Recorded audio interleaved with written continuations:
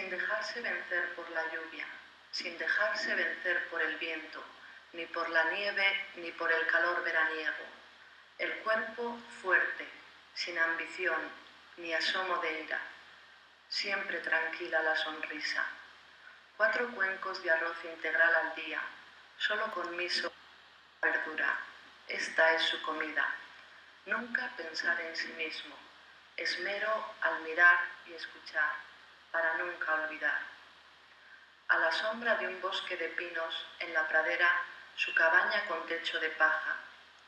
Si al este hubiera un niño enfermo, irá a cuidarlo. Si al oeste una madre se fatigara, cargará su gavilla de paja. Si al sur alguien estuviera muriendo, irá a consolarle. Si al norte pelearan o discutieran, pondrá paz.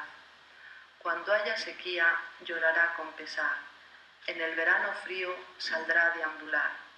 Todos le tratan de inútil. Nadie le elogia. A nadie causa dolor. Alguien así quiero ser yo. También tengo un facsímil de este poema.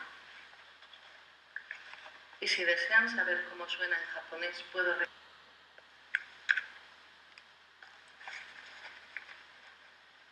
Ame ni mo makezu, kaze ni mo makezu, yuki ni mo, natsu no atsusa ni mo makenu.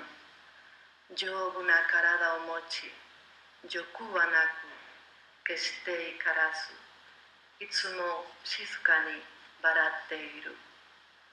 Ichinichi ni genma 4 go to miso to sai o tabe.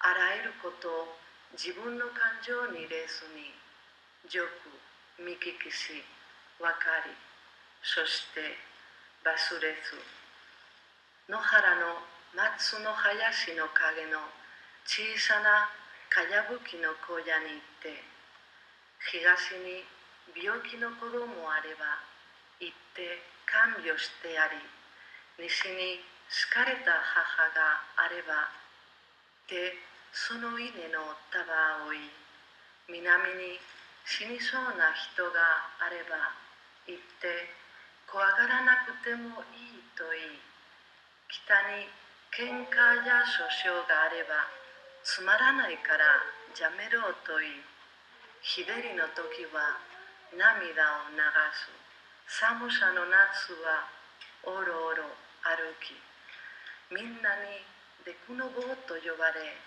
褒められもし、苦にもされず、そういうものに私はなりたい。